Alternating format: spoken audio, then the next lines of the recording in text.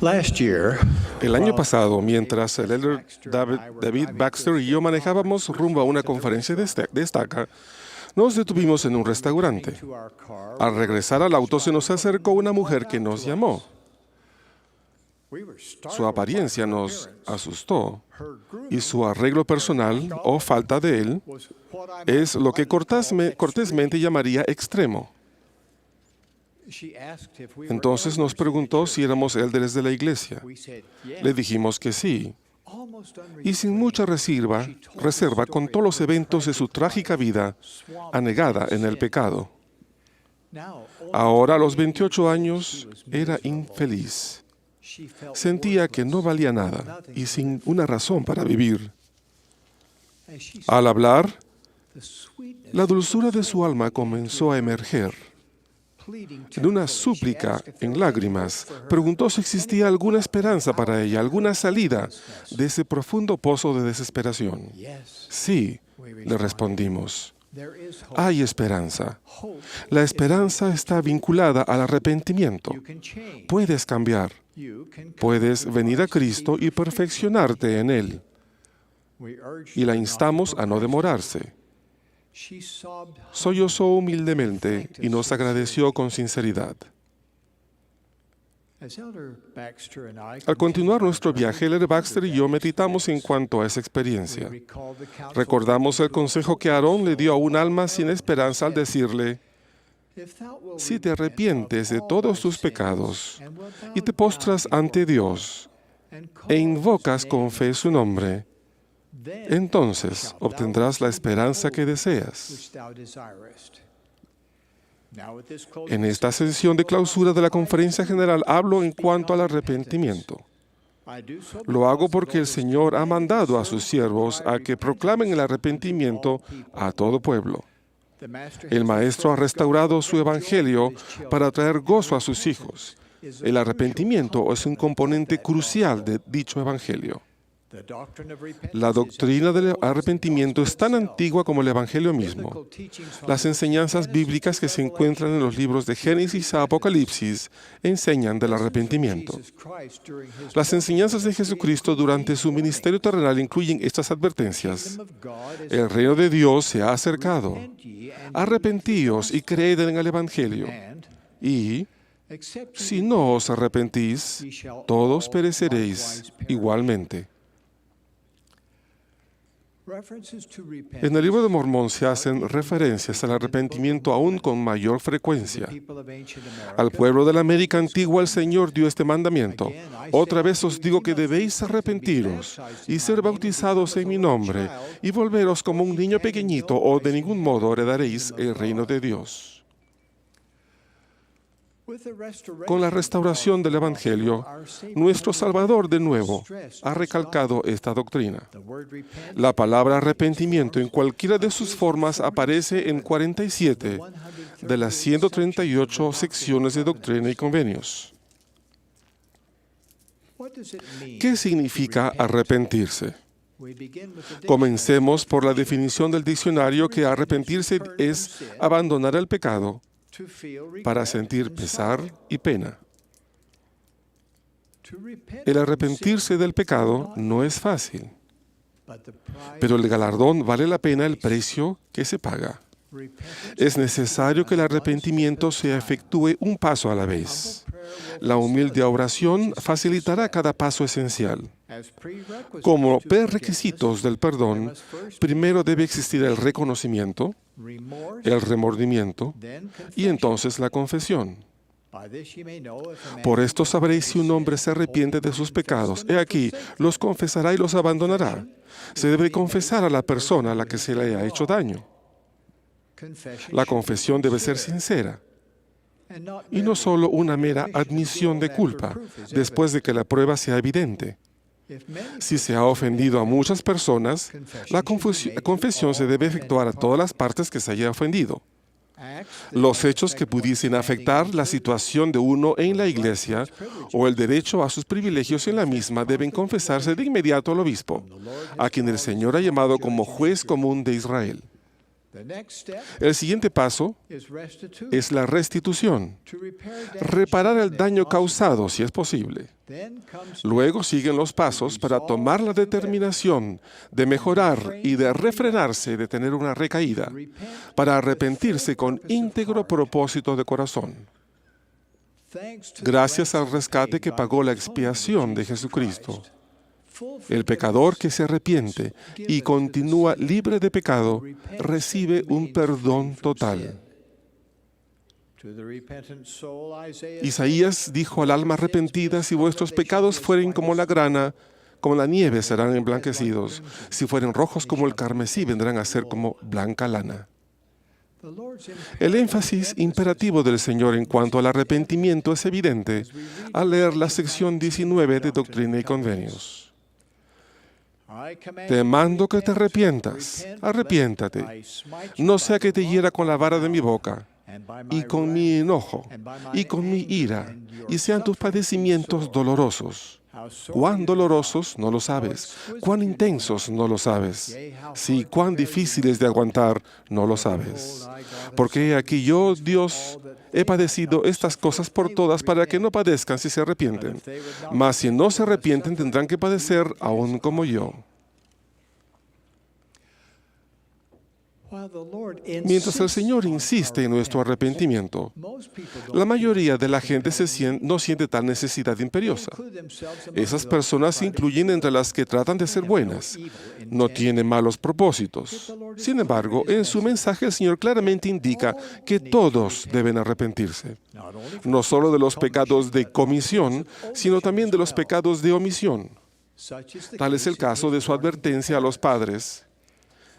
Y además, si hay padres que tengan hijos en Sion y no les enseñan a comprender la doctrina del arrepentimiento, de la fe en Cristo, el Hijo del Dios viviente, del bautismo y del don del Espíritu Santo, el pecado será sobre la cabeza de los padres. La doctrina del arrepentimiento es más amplia que la definición del diccionario. Cuando Jesús dijo arrepiéntanse, sus discípulos anotaron este mandato en griego empleando el verbo metanoeo. Esta poderosa palabra tiene una gran importancia. El prefijo meta significa cambio y el sufijo se relaciona con 4 términos griegos importantes.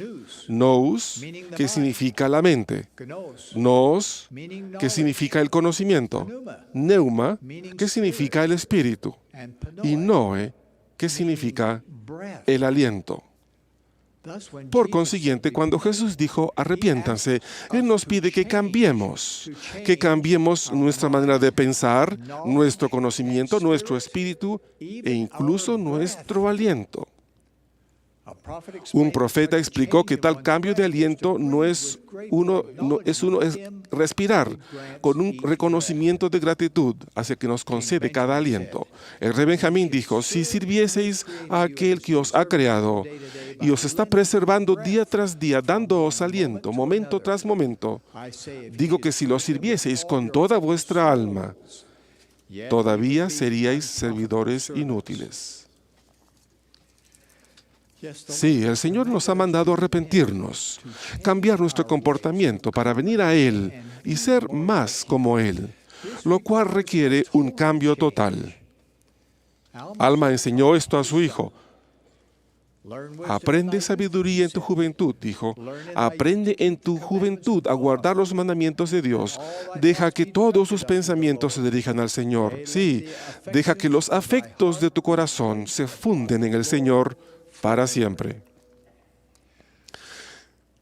El arrepentirse por completo es convertirse plenamente al Señor Jesucristo y a su santa obra.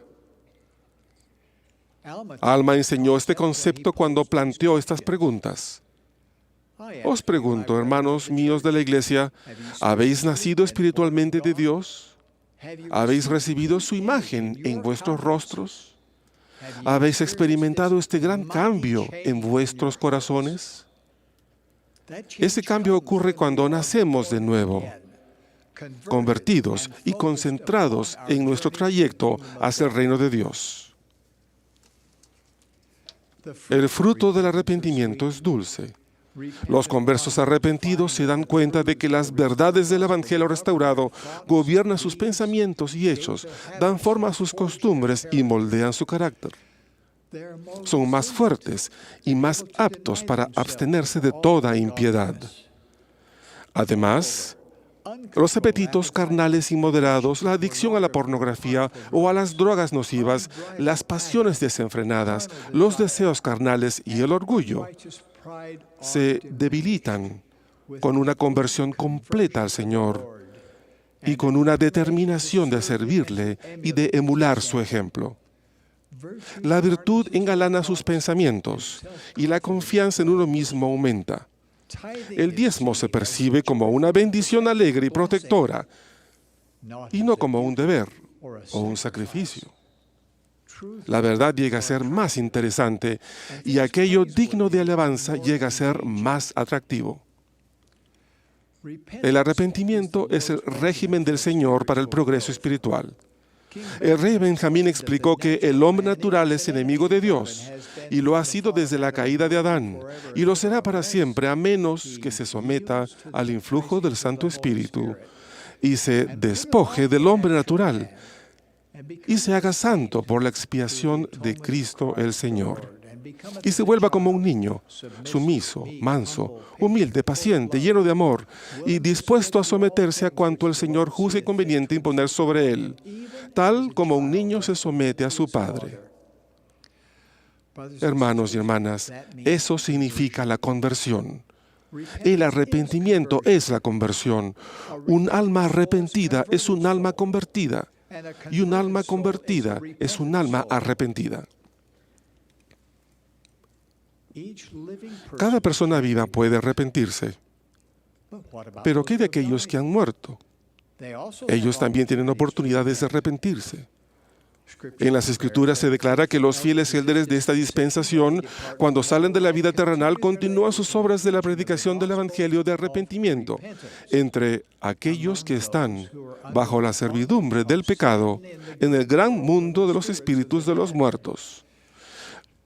Los muertos que se arrepienten serán redimidos mediante su obediencia a las ordenanzas de la casa de Dios. Después que hayan padecido el castigo por sus transgresiones y sean lavados y purificados, ellos recibirán una recompensa según sus obras.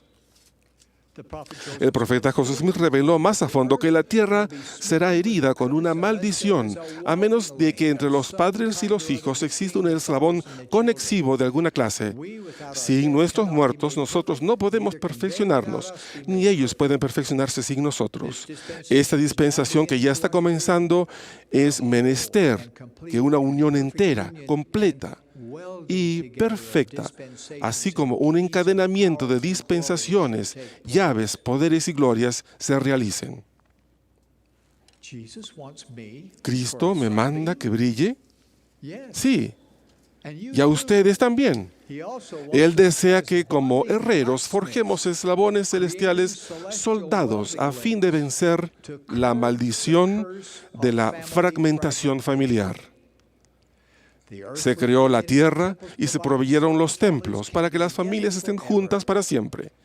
Muchos, si no la mayoría de nosotros, podría arrepentirse y convertirse más a la obra del templo de la historia familiar a favor de nuestros ancestros. Por lo tanto, nuestro arrepentimiento es necesario y esencial para el arrepentimiento de ellos. A todos nuestros familiares fallecidos, a la mujer de 28 años de edad atrapada en los pantanos del pecado, y a cada uno de nosotros declaro que es posible adquirir las dulces bendiciones del arrepentimiento que llegan por medio de la completa conversión del Señor a su santa obra.